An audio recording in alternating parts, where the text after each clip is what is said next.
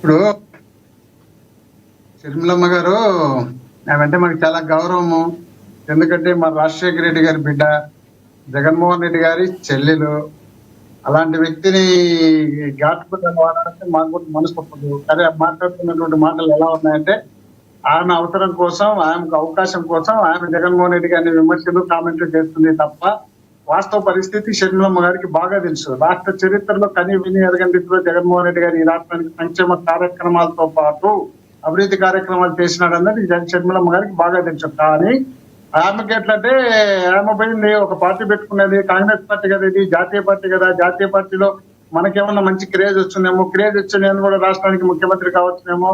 ముందు ఆల్రెడీ తెలంగాణ పోయింది, అక్కడ తెలంగాణలో పార్టీ పెట్టుకునేది, తెలంగాణలో డిపాజిట్ లేకుండా పోయింది, అక్కడ పోటీ చేసే పరిస్థితి కూడా లేకుండా ఎలక్షన్ మూమెంట్ లో బాగా అక్కడ ఉన్నటువంటి ఆమె నమ్మినటువంటి రాజశేఖర రెడ్డి గారి అభిమానులు, జగన్ గారి అభిమానులు, షర్మిలమ్మ కదా, షర్మిలమ్మతో పాటు మనం వెంట తిరిగితే రాజశేఖర రెడ్డి గారి లాగా, జగన్మోహన్ రెడ్డి గారి లాగా నమ్మిన వాళ్ళని నమ్మినట్టు బాగా కాపాడుతుందనే విధంగా వాళ్ళు ఆ వెంట తిరిగి ఖర్చులు పెట్టుకొని చేస్తే లాస్ట్ ఎన్నికల సమయంలో చేతులు ఎత్తేసిపోయి కాంగ్రెస్ పార్టీలో చేరింది. కాంగ్రెస్ పార్టీ చేరిన తర్వాత ఆంధ్రప్రదేశ్ ఏదో వరగబెడతామని చెప్పి అక్కడ నుండి తెలంగాణ పార్టీలో ఉన్నటువంటి కాంగ్రెస్ పార్టీ ముఖ్యమంత్రిగా ఉన్నటువంటి రేవంత్ రెడ్డి గారిని ఇక్కడ పిలుచుకొని వచ్చి ఈ రాష్ట్రంలో కూడా ప్రచారం చేసే కార్యక్రమంతో పాటు పులివెందులకు వచ్చి జోలిబట్టి అడిగింది. ఇట్లా జోలిబట్టి ఏడ్చి అడిగింది, నేను రాజశేఖర రెడ్డి బిడ్డను, అసలైన మార్చురాలను, నాకు ఓటేయండి, చిన్నాన్ని చంపింది వాళ్ళే, ఇదే అది అని చెప్పరాని మాటలన్నీ జనాలకు చెప్పి ఎంత ప్రచారం చేసినా కూడా గెలుపు దగ్గర కూడా రాలేకుండా పోయిన సందర్భం మనందరం చూసినాం. కాబట్టి ఈ రోజు ఆమెకున్నటువంటి కసి, ఆమెకున్నటువంటి ఆవేదన అవన్నీ వెలగక్కాలంటే ఇదే కదా వేదిక. ఇలాంటి వేదికలు తప్ప ఆమెకి ఏమి ఉండవు కదా. రాష్ట్రంలో ఎంత ఇబ్బందులు జరిగినా, ఎన్ని కష్టాలు వచ్చినా, ఎన్ని హామీలు నెరవేర్చకపోయినా, ఎంతమంది మీద దాడులు జరిగినా, ఎన్ని అక్రమ కేసులు పెట్టినా వాటన్నిటిపైన షర్మిలమ్మ గారు నోరు కూడా ఎత్తారు. ఎందుకంటే చంద్రబాబు నాయుడు గారు ఎట్లా చెప్తే అట్లా కూర్చుంటుంది, లేదంటే లేచుంది. ఆ టైంలో ఉన్నటువంటి షర్మిలమ్మ గారు ఈ రాష్ట్రంలో జగన్మోహన్ రెడ్డి గారిని కాకుండా చంద్రబాబు నాయుడు గారిని ఎట్లా తిడుతుంది. నిన్ననే ఇప్పుడు ఆమె చెప్తుంది, జగన్మోహన్ రెడ్డి గారు 5 సంవత్సరాలు అధికారం ఇచ్చి అబ్రహాం లింకన్ చెప్పాడంటే, ఎమ్మకు అబ్రహాం లింకన్ ఏం చెప్పాడంటే, ఒక మనిషికి పదవి ఇస్తే ఆ పదవి వచ్చిన తర్వాత వాళ్ళ నిజ స్వరూపం తెలుస్తుందని కరెక్ట్ గా చెప్పింది. జగన్మోహన్ రెడ్డి గారికి పదవి ఇచ్చినారు కాబట్టి రాష్ట్ర చరిత్రనే మార్చినాడు జగన్మోహన్ రెడ్డి గారు. అలాంటి ముఖ్యమంత్రి అనేది మర్చిపోయి చెప్తుంది. ఏమని జగన్మోహన్ రెడ్డి గారికి పదవి ఇచ్చింటే ఆయన స్వరూపం, నిజ స్వరూపం చూపించి, ఏం నిజ స్వరూపం? 2 సంవత్సరాల కరోనా వచ్చింది, 1 సంవత్సరం అధికారంలోకి వచ్చి ఎగసగబడి లోపల కరోనా వచ్చింది. కరోనా వచ్చిన తర్వాత రాష్ట్రంలో స్థానిక సంస్థ ఎన్నికలు వచ్చినాయి. స్థానిక సంస్థ ఎన్నికల్లో ఆ కార్యక్రమం మీద దానికి టైం అంతా పోయింది. అక్కడ ఎన్నికల కోడ్ ఉంటుంది, ఇక్కడ సీఎం అవడానికి మొదటిసారి సీఎం అవడానికి జగన్మోహన్ రెడ్డి గారు మోహన్ రెడ్డి గారు మొదటిసారి సీఎం అవడానికి షర్మిలమ్మ చేసిన పాదయాత్ర పునాదా కాదా? ఆయన జైల్లో ఉన్నప్పుడు ఆవిడ చేసిన పాదయాత్ర పునాది మీదే జగన్మోహన్ రెడ్డి గారు సీఎం అయ్యారా లేదా? నా సూటి ప్రశ్న మీకు. ఇది హాస్యాస్పదమైనటువంటి క్వశ్చన్. ఎందుకంటే షర్మిలమ్మ గారు 2012లో పాదయాత్ర చేసింది. ఆమె పాదయాత్రలో నేను కంటిన్యూ ఉండా. ఆమె కూడా ఇడపలపై నుండి ఇచ్చాపురం వరకు తెలంగాణ రాష్ట్రంలో తిరుక్కొని ఇడపలపై వరకు వచ్చింది. మేము కూడా ఆ పాదయాత్రలో ఉన్నాం. ఆ తర్వాత ఓదార్పు యాత్ర కొన్ని వాటిల్లో జగన్మోహన్ రెడ్డి గారు అప్పుడు ఆ టైంలో ఈమె మధ్యలో గ్యాప్ పెట్టి ఆ తర్వాత వదిలిపెట్టి మళ్ళీ జగన్మోహన్ రెడ్డి గారు చెప్పినాక ఆ కార్యక్రమం కూడా పూర్తి చేసింది. చేసిన తర్వాత 14లో ఎన్నికలు వచ్చినాయి.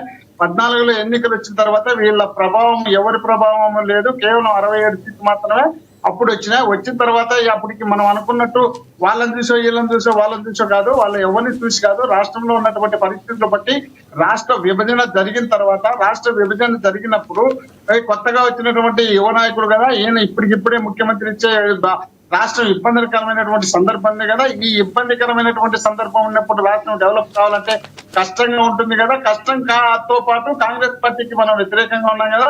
కాంగ్రెస్ పార్టీ ఇప్పటికే 10 సంవత్సరాల అధికారం నుండి పోయింది కాబట్టి ఆ పార్టీకి వ్యతిరేకం. ఇక్కడ బీజేపీతో అలయన్స్ పెట్టుకోవాలా. ఇప్పుడు ఖచ్చితంగా రాష్ట్రంలో బీజేపీ వచ్చే అవకాశం ఉంది. బీజేపీ వచ్చేటప్పుడు దేశంలో బీజేపీ వచ్చింది. ఎందుకు చెల్లెల్ని జగన్మోహన్ రెడ్డి గారు దూరం చేసుకున్నారు? ఇప్పుడు మోహన్ రెడ్డి గారు ఒకటి మీరు ఆలోచించాలి, మీరు సీనియర్, ఎప్పటి నుంచో ఉన్నారు మోహన్ రెడ్డి గారు.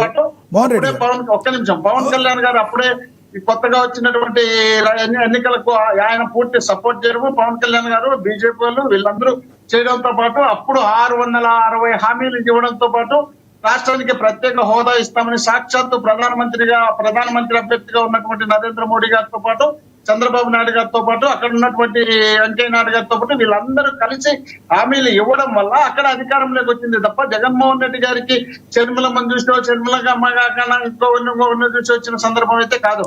ఆ అసలు తర్వాత మోహన్ రెడ్డి గారు ఒక్కటి ఎస్ మీరు చెప్పింది అర్థమైంది. ఒకటి కాదు వాళ్ళు ఏ విధంగా మోహన్ రెడ్డి గారు ఒక్క మాట వినండి, ఒక్క మాట తర్వాత పాదయాత్ర చేపట్టాడు. పాదయాత్ర చేపట్టి జనాలు మెప్పించి ఆయన ఇచ్చినటువంటి హామీల మీద ఆయన ముఖ్యమంత్రి మోహన్ రెడ్డి గారు ఇందాక మీరు షర్మిలమ్మ అక్కడెక్కడో తెలంగాణలో చేసింది, అక్కడి నుంచి వెళ్ళిపోమంటే రేవంత్ రెడ్డి గారిని తీసుకొచ్చి ఇక్కడ చేసింది, ఎందుకో తక్కువ చేసే ప్రయత్నం అయితే షర్మిల గారిని మీరైతే చేశారు.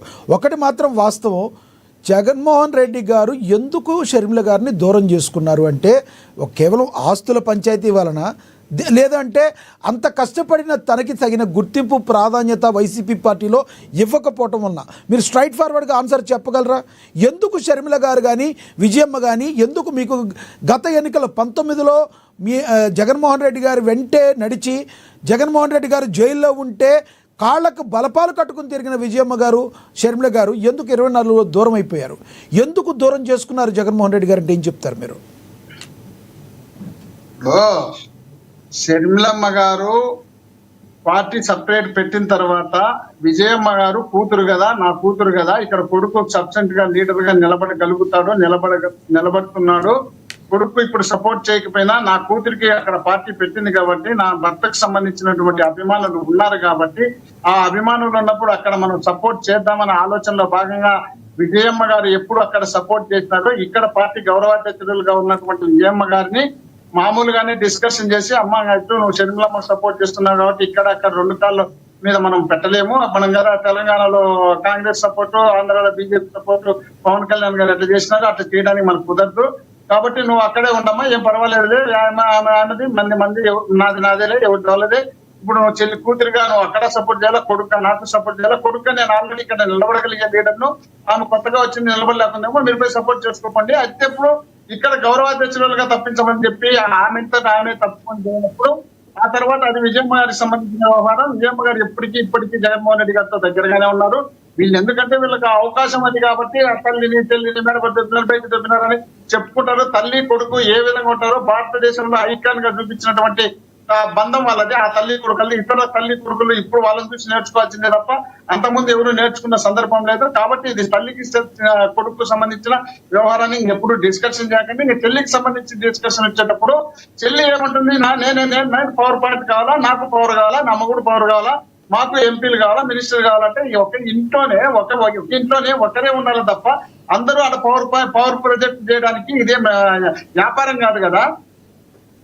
కాబట్టి జగన్మోహన్ రెడ్డి గారు దాంట్లో ఆమెను తిరస్కరించినారు, వద్దని చెప్పడం జరిగింది. వద్దని చెప్పిన తర్వాత అంటే నేను ఇంత కష్టపడినా కదా నాకు అవకాశం కావాలనే ఉద్దేశంలో భాగంగా ఆమె తర్వాత చెప్పుడు మాటలు విని ఆమెకు కావాల్సినటువంటి ఆమె చూసుకొని ఆ విధంగా షర్మిల గారు చెప్పుడు మాటలు విని జగన్మోహన్ రెడ్డి గారిని దూరం చేసుకున్నారు, కానీ జగన్మోహన్ రెడ్డి గారు షర్మిలను దూరం చేసుకోలేదు. కేవలం షర్మిలే చెప్పుడు మాటలు విని జగన్ గారిని దూరం చేసుకున్నారని మీరు అంటారు, రైట్? అంతే కదా, కనిపించేది కనిపించడం కాదు కదా, కనిపించేటివే కదా, కళ్ళ ముందర కనిపిస్తున్నాయి. ఇప్పుడు జగన్మోహన్ రెడ్డి గారు రాష్ట్రంలో ముఖ్యమంత్రి అయినారు. ముఖ్యమంత్రి అయిన తర్వాత వాళ్ళకి సంబంధించినటువంటి వ్యవహారాలు ఎక్కడెక్కడ ఆమె ఏమేమి ప్రయోగాలు చేసినా ఆ ప్రయోగాల్లో జగన్మోహన్ రెడ్డి గారు తిరస్కరించిన తర్వాత ఆయన తెలంగాణకు పోయి అక్కడ జగన్మోహన్ రెడ్డి గారిని బెదిరించాలని చెప్పి తెలంగాణలో ఒక పార్టీ పెట్టుకునేది. ఆ తెలంగాణ తెలంగాణలో అధికారంలోకి వస్తుంది కదా, ఇక్కడ కూడా మనం ఏదన్నా